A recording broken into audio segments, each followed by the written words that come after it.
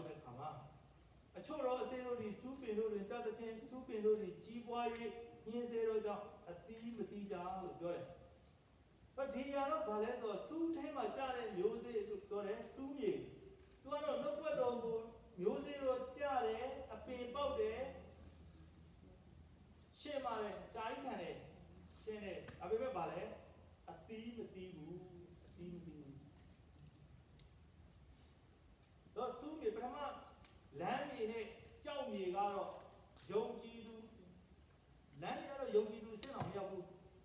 ကြောက်မြေကတော့ယုံကြည်သူလို့တော့ဖြစ်ခံနေပဲဒါပေမဲ့မဖြစ်ဘူးဘာလို့လဲဆိုတော့ချက်ချင်းသူပြန်လဲတယ်နော်အသက်တာကြီးပြန်ပြိုလဲတဲ့သူတွေအစူးမြေကြတော့အဲ့လိုမဟုတ်ဘူးယုံကြည်သူလို့ဖြစ်ပြီးယုံကြည်ပြီးအသက်တာပြောင်းလဲပြီးတော့တမန်တရားထဲမှာအသက်ရှင်ပြီးဒါပေမဲ့သူကဒီစူးတွေရဲ့နှိမ့်ဆက်ခြင်းတွေခံရတဲ့အခါမှာအသီးမသီးတဲ့သက်တာဖြစ်တယ်အသီးမသီးနိုင်ဘူးလို့ကျမ်းစာကပြောတယ်အော်စူးဆိုတာဘာလဲဒီစူးတွေကဘာတွေလဲတော့ကြည့်တဲ့အခါမှာလူကာခန်းကြီး8ခန်းငယ်14ကိုပြန်ဖတ်ပြချင်တယ်လူကာခန်းကြီး8ခန်းငယ်14မှာစူးပင်တို့တွင်ရှိသောသူကတရားစကားကိုကြားသည်ရှိသောလောကီစိုးရိမ်ခြင်းစီးစိမ်ကြွယ်ဝခြင်းကာမဂုဏ်ခံစားခြင်းတို့သည်နှိပ်စက်၍အသီးမသီးသောသူကိုဆိုလိုသည်လို့ပြောတယ်။ဒီမှာဘာပြောရလဲဆိုတော့လောကီစိုးရိမ်ခြင်းစီးစိမ်ကြွယ်ဝခြင်းကာမဂုဏ်ခံစားခြင်းတို့သည်နှိပ်စက်တယ်လို့ပြောတယ်။တရားဖြင့်ပြောလို့ရှိရင်ဒီလူကယုံကြည်သူတို့ဖြစ်လာပြီဒါပေမဲ့လောကအရာတွေထဲမှာပဲ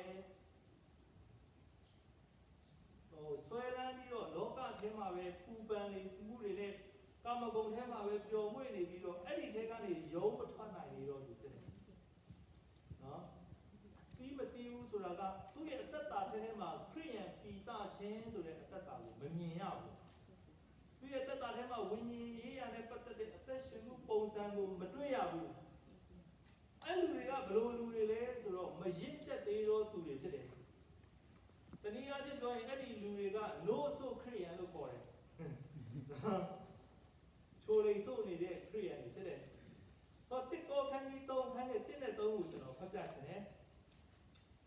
တစ်ကောခန်းကြီး3အခန်းငယ်1ကနေ3ညီကိုတို့အထက်ကငါသည်ဝိညာဉ်လူတို့အားဟောပြောတကယ်သို့သင်တို့အားဟောပြောရတော့အခွင့်မရှိပဲဇာတိပဂတိလူတို့အား၎င်းခရစ်တော်၌သူငယ်ကလေးတို့အား၎င်းဟောပြောတကယ်သို့ဟောပြောရ၏ယခုတိုင်အောင်သင်တို့သည်ခဲဝယ်စားဝယ်ကိုမကြေနိုင်သောကြောင့်ငါမကြွေးရနို့ကိုသာတိုက်ရ၏ယခုပင်လေသင်တို့သည်မကြေနိုင်ကြသေးယခုပင်လေဇာတိပဂတိလူဖြစ်ကြသည်ဂုံတိုင်ခြင်းရန်တွေ့ခြင်းအချင်းချင်းကွဲပြားခြင်းရှိသည်ဖြစ်၍သင်တို့သည်ဇာတိပဂတိလူဖြစ်ကြသည်မဟုတ်တော့လောကီပုံထုံးစံအတိုင်းကျင့်ဆောင်ကြသည်မဟုတ်တော့လို့ပြောတယ်ဒီနို့ဆိုခရိယန်တွေကဘယ်လိုလဲဆိုတော့သူတို့တွေကဇာတိတွေပဲအသက်ရှင်နေတော့ခရိယန်တွေဖြစ်တယ်တဲ့နော်ဇာတိထဲမှာပဲလောကအရာတွေနဲ့ပဲရှုပ်ထွေးနေတဲ့သူတွေဖြစ်တယ်တဲ့ပြီးသူတို့ကအချင်းချင်းရန်ဖြစ်တယ်တဲ့နော်အချင်းချင်းကွဲပြားတယ်တဲ့အချင်းချင်းဂုံပြိုင်တယ်အဲ့ဒီလူတွေကစူးကြားထဲမှာကြာတော့မျိုးစေ့စူးမြေအသက်တာမျိုးဖြစ်တယ်ဆိုတော့နားလေရအောင်ဆိုတော့သူတို့ကိုဘယ်လိုပြောလဲဆိုတော့အခုလည်းငါမင်းတို့ကိုနှုတ်တိုက်နေရတော့မယ်လို့ကျမ်းစာကပြောတယ်နော်ဒီချစ်တော်ကြီးကိုမောင်တော့ဒီနေ့ထိတိုင်အောင်နှုတ်စုံနေတော့မဲလားဟုတ်တော့နှုတ်စုံရလားမရှိပါဘူးနော်ဆိုတော့ဒီထဲမှာတော့နှုတ်ဆိုတဲ့သူတွေမရှိဘူးဒါပေမဲ့ဝိညာဉ်ရေးမှာနှုတ်ဆိုနေတော့မဲဆိုတော့ပြန်စဉ်းစားကြရှိတယ်ကြည်ခဲတော့စာရီပြောလို့ရှိရင်မခံနိုင်ဘူးဒီဆရာငါ့ကိုပြောပြန်ပြီ